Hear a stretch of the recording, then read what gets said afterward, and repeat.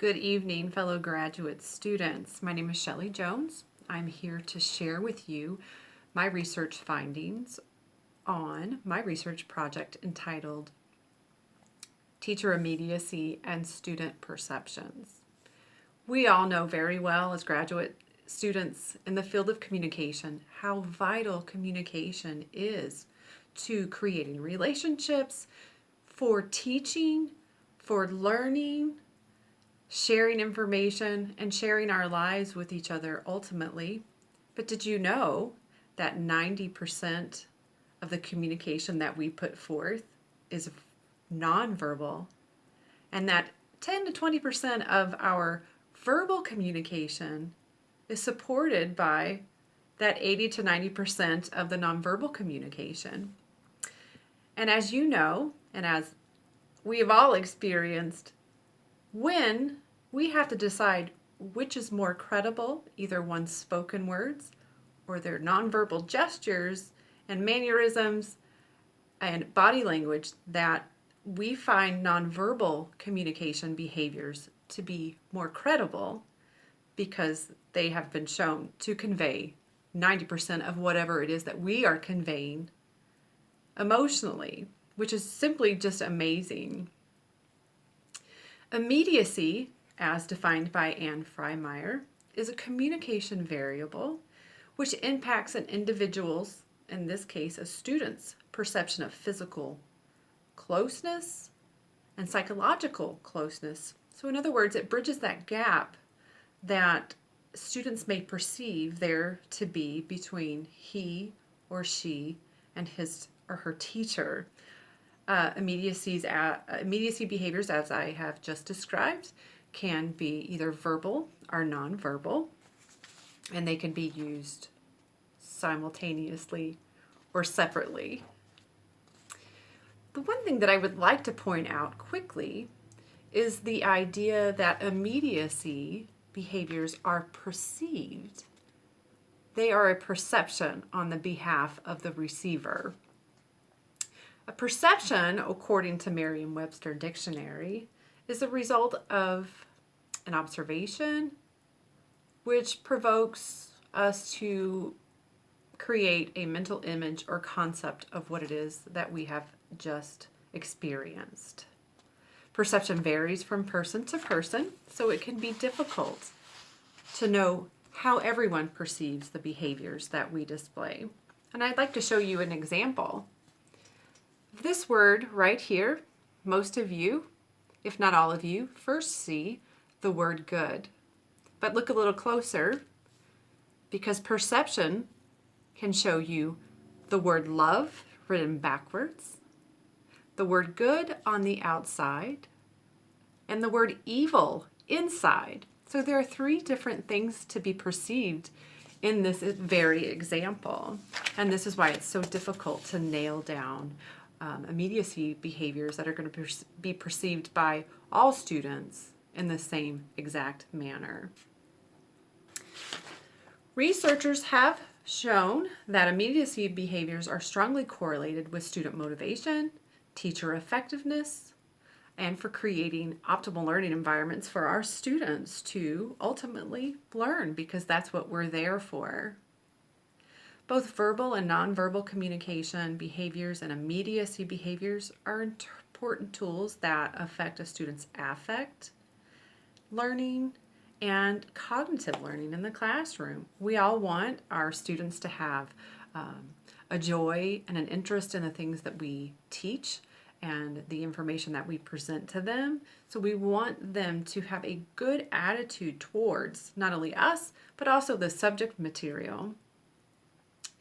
And cognitive learning comes from, or it's a side effect rather, of affective learning. So affective learning is like the gateway to cognitive learning, where when we can encourage them to buy into what we are teaching, they then can begin to remember facts and build schemas for the information that we are presenting to them, which helps them to ultimately effectively learn. And again, that is our goal.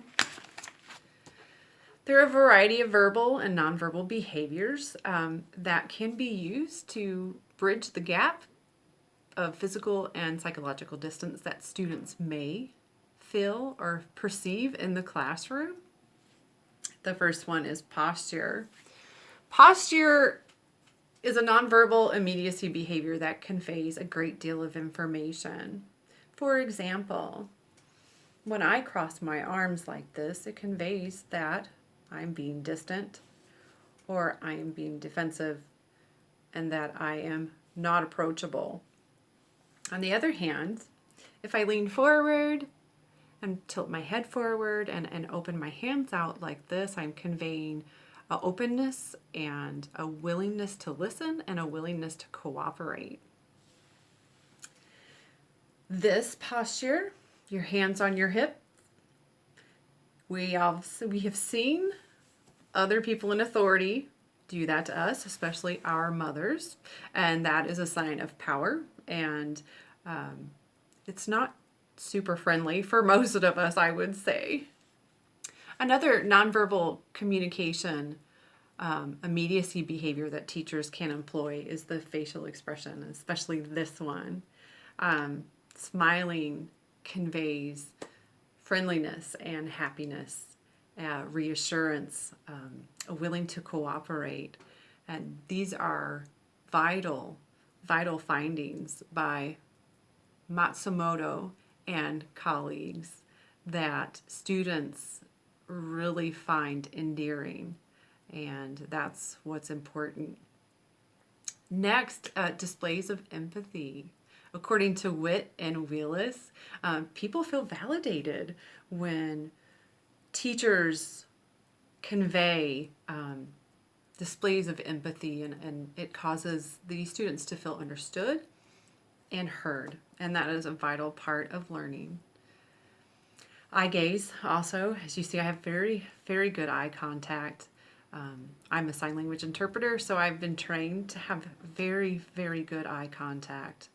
And that, when we display eye contact in that manner, others feel respected, they feel the closeness, they feel comfort, and they feel, again, as if we are being attentive to them, which makes them feel important.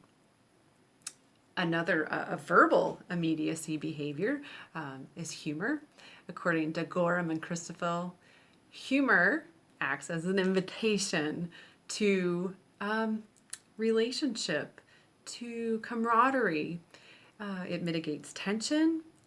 It mitigates tension.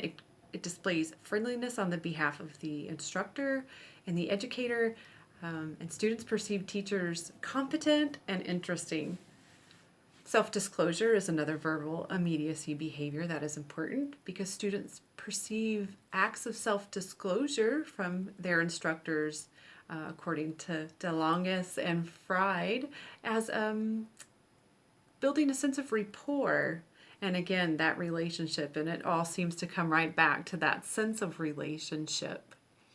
Engagement and inclusion, according to Mazur and Stowe, is very important to students. Students claim to feel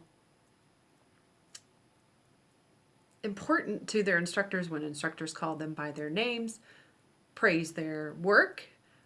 They feel valued, they feel connected, and ultimately they are in an atmosphere where they can thrive and grow and continue to learn.